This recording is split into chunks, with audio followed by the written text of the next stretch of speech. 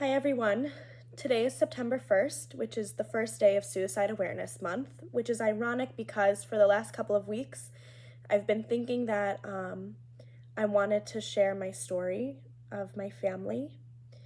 I lost my brother in 2018 to suicide. He was 17 years old. And so I hope that this video inspires people that are grieving to let them know that you're not alone and that I see you, particularly siblings, that it's a really hard loss. And yeah, I just thought that now would be a good time to share, um, especially because things have been feeling really heavy for me. He died 7 years ago this past week, and so it was the funeral also, and it's been a very hard week for me. So the first thing I'm going to say is that if you know someone who's suicidal or if you yourself are suicidal, to please call 988 or just struggling. There are people that are there to help you and get the support that they need. I am not a trained counselor. I'm a trained person and a trained friend. And I also think it's really important to normalize mental illness because a lot of people have different variations of it, and life is really hard. It's very hard. So I want to share the events leading up to his death, a little bit about his death, and my relationship to him, and where I'm sitting today on all of this. So my brother was 17 years old when he passed away. His name was Ethan Bean. He had beautiful hazel eyes, super dark skin, and super dark curly hair. And a lot of people said that growing up we had the same exact voice. But we looked alike, but you wouldn't know that we looked alike because I'm very pale, I have blue eyes, and I say I have blonde hair, but I have brown hair. So we had different features.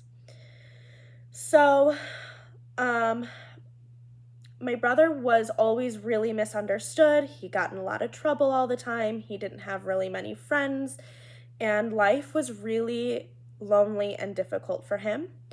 And from my perspective as a sibling, my parents, I love my parents. I'm saying this, we have a very close relationship, but my parents gave him a lot of attention.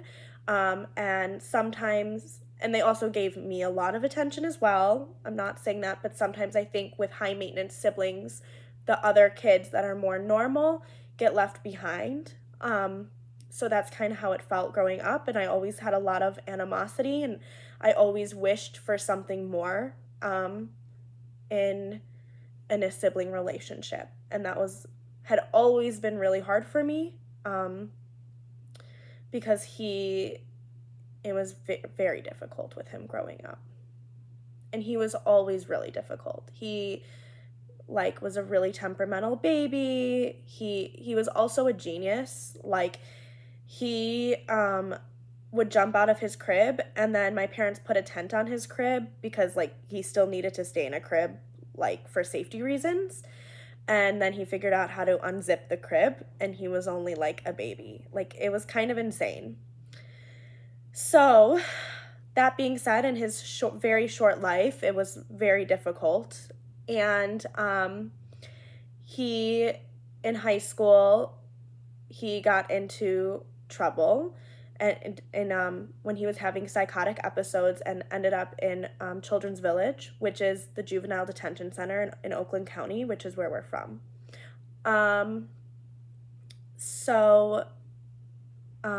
Yeah, we're from Michigan, and I live in Manhattan now. So basically,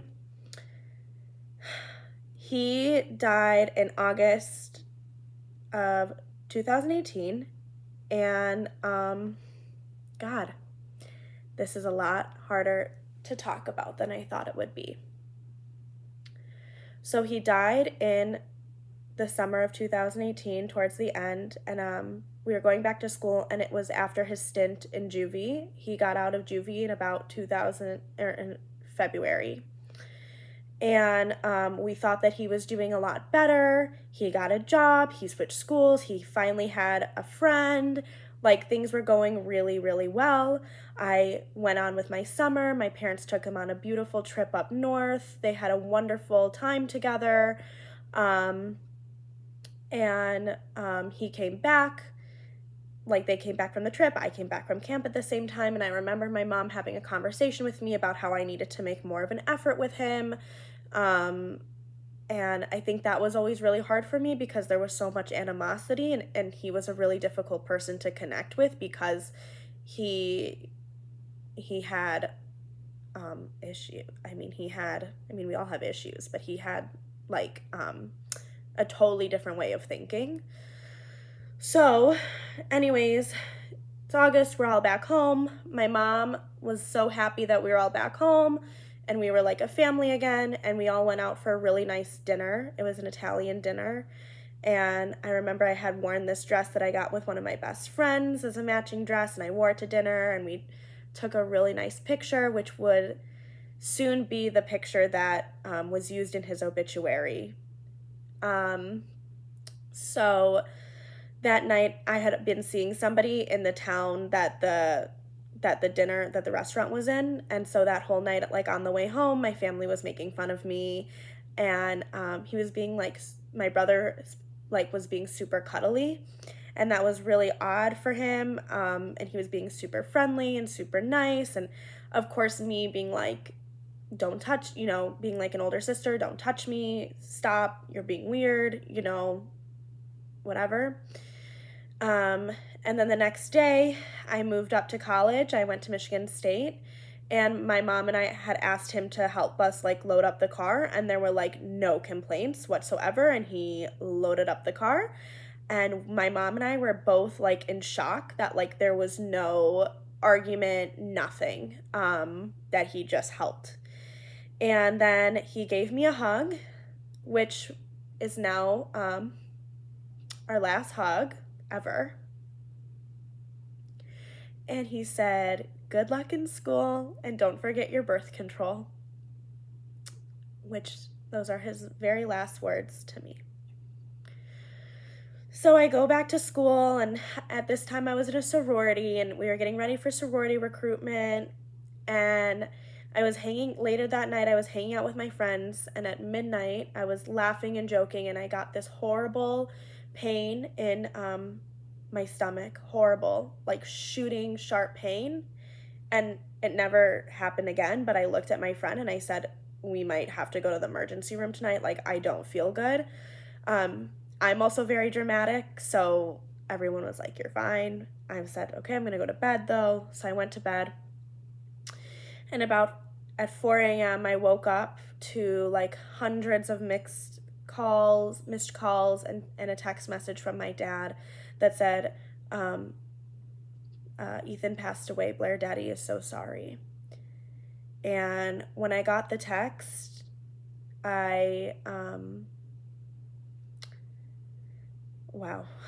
When I got the text, I immediately thought that it could be one of two things: that he got in a car accident or that he killed himself, because a quote unquote healthy, happy 17-year-old doesn't just die, thank God, unless there was some sort of fluke incident. I mean, I do watch Grey's Anatomy, so maybe. But yeah, so then I came home, then I called my parents back.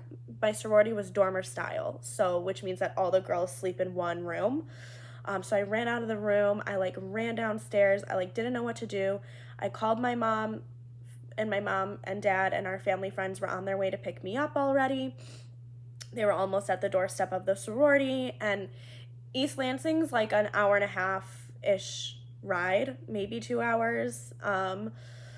So then this was about 6 a.m. I don't really know. I guess I don't really remember like the timeline, because they were like right at my doorstep pretty much as soon as I found out. So then my mom came upstairs in my room to help me just pack like really quick, and then we all came down, and we were talking, and she told me what happened, and she said like that our rabbis were at our house waiting, like that there was a lot going on. Like there was just a lot going on. So we finally get home and there's a lot of people there.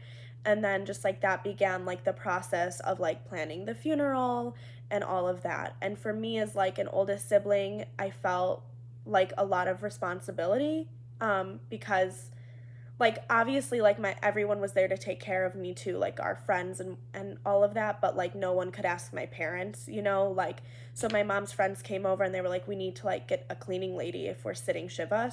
We're Jewish, so Shiva is like it's like a wake after the death of somebody where people come over to the house, so they're like, we have to get like a cleaning late, like we have to clean up, like does, you know, let's ask Blair, can you get us the name of your family's cleaning lady, you know, like what do you guys want for dinner, like all of that stuff.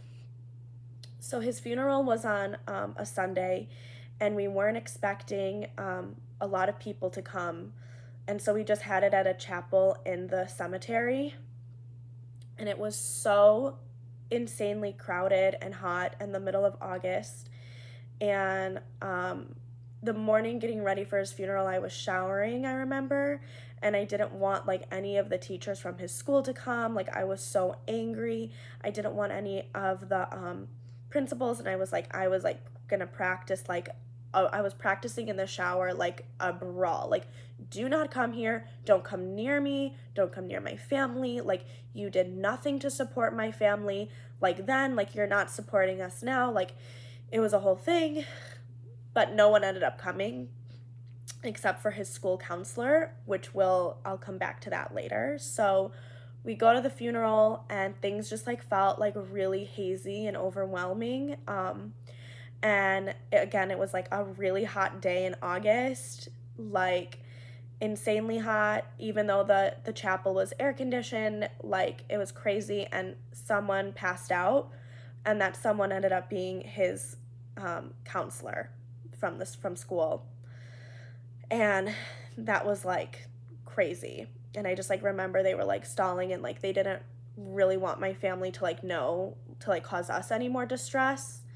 And so then we go to like the next part of the funeral, which is the burial, and we do it all again in Jewish tradition. You cover dirt and all of that, and then people started leaving, and I just remember like everybody coming up to me, like hundreds of people like crowding me around like this tree, and I still like kind of have like images of like people just like crowding me, and it's like what you see like in the movies when like someone's so disoriented. And then I went over to be with my mom and my dad, and everything was I feel like I was very separate from my parents during that time. And also just like trying to be strong for them. Like we didn't pick pallbearers because like we forgot. And so I remember like my mom just being like, can you go and pick pallbearers? And so I walked around at the funeral like to different people before it started, and I said like, you know, to like my someone who's like an uncle to me, like, will you be a pallbearer? Went to the next, like an uncle, you know, like. So anyways, I go back to be with my mom, and we find out that he's buried in the wrong spot.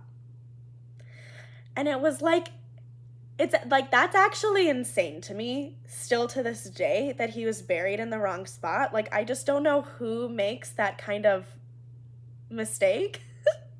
And it's like, mistakes are okay to make. Like, we all make mistakes, we're all human, but this is a crazy mistake. So that whole thing was crazy, and just like getting through. And then we only sat 2 days of Shiva. Normally you sit a whole week. And I went back to school on that Tuesday, back up to Michigan State. So he died on a Friday, and by Tuesday night I was already back at school. And I just remember sitting in I'm a human development and family studies major, and I remember like sitting in the class being like, holy fuck, like this is insane. Like, I can't believe I'm here. How am I here? How am I doing this? How am I here? And I just sat there and I did it. And I made it through the whole semester, and it was really hard. So looking back on it, I just want to like share this because we didn't know that this is a sign of people who are suicidal, is that I told you that he was happy and like really content and cuddly and complicit um and yeah, like fine. And I now know that like when somebody has a plan and like a date set when they pass away or when they kill themselves, that that it's like a relief. So like we just thought like, oh, he had changed because he had gone through a lot, you know, maybe he was different, you know. And again, my brother had had so much therapy and so much, like it wasn't like he wasn't being treated, and I want to make that really clear. But again, so that's like a really big sign to like watch for. Was like this immediate like this sense of relief almost, that he knew that his time like was like that he was gonna kill himself, and so he wanted to like make the most of like his last couple of days with us. Wow, that's a lot. Okay, so basically, so that's a little bit about how he passed away. And now I want to talk about like my coping skills and how I cope with it. So for me, I think I obviously loved my brother. He was my brother, he was my family, like, but I miss it's complicated grief because I miss more of like the brother that I never had, because I never had a close relationship with him, or just siblings. And it's always been hard for me being like the oldest sibling, oldest daughter, like caretaker. And not, again, like I'm not like, my parents take care of me. I'm very happy. We have a very close relationship. I'm extremely sensitive and extremely empathetic. And so it's just like, I really just want everybody to be happy and healthy, and I just take on a caretaker role. So I would say like every day, like I'm still coping, and it's a really hard loss, and I honestly don't know like how to cope because I'm still figuring that out myself. But I just think for me, it's like reminding myself that like I'm not alone, and like that there are so many people that love me.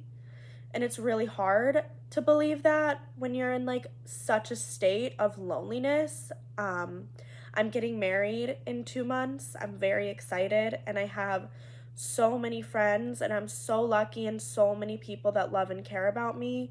And even like I feel like extremely lonely and in despair on some days. So like feelings of loneliness are obviously natural, like to humans in general. But like, yeah. And then it's also funny because recently, like, I was always like wanted more out of a sibling like relationship, and I never felt like jealous of anybody with a younger sibling. It was always like I wanted someone old. Like I always wanted like an older sibling, or like a twin, or like a built-in friend like that. But lately, like I was hanging out with one of my fiance's friends, and they had a younger sibling. They have a younger sibling, and it was the same age as my brother, and they were showing us pictures and of their sibling, and I actually like I started to feel jealousy for the first time in that way, because this person was the same age as my brother in the same community, and like friends with these kids that I so desperately wanted my brother to be friends with. And so that's really hard to cope with. And like, it's funny because one of these boys like that he's friends with, like I started a fight with, like at a party at U of M once, like because I was just so mad, and like obviously like I wish that I didn't do that, because I just like felt really jealous that like his sister had another sister. And normally like I'm fine, like I don't care, like I live my life, like I'm happy. But lately like these feelings of jealousy have been coming up, and I think that's like a really natural human feeling. And I've always like pictured like having this big giant family with like laughter and like camaraderie, and I don't have that. So I think it's finding people that can fill that role for you, not necessarily like that role fully, but like fill something. Like I do know that I have like an amazing set of friends that if I said literally anything, they would like jump and help me and be there for me. And again, I'm very lucky. I think I'm gonna start going to a siblings for suicide like support group, because I think like I need to meet other people that have been through this, because I feel again like so lonely, because suicide is a completely different loss than losing somebody naturally, because the person obviously wanted to pass away. And again, I'm not angry at my brother at all for what he did. I don't have any animosity. I think he was in a lot of pain, and I want to like make that really clear that I'm so happy for him that he is at peace, like so beyond happy. And I feel better knowing that he's at peace and he's not struggling anymore. Like it's the same as like I don't want any human being to suffer. So yeah, yeah, it's really hard, and I'm here for you, and know that you're not alone as a sibling of suicide, and you're a survivor, and you can do it. And I believe it in you, and you're not alone. And I wish that I had more advice to give, and I just like, yeah. So, well, thank you for listening to me today, and if anyone has any questions or wants to talk, I'm here to listen and maybe just begin the conversation. I have a degree in theater, so I truly believe that this is storytelling, and connection is the greatest thing that we have in this life. So yeah, stay strong.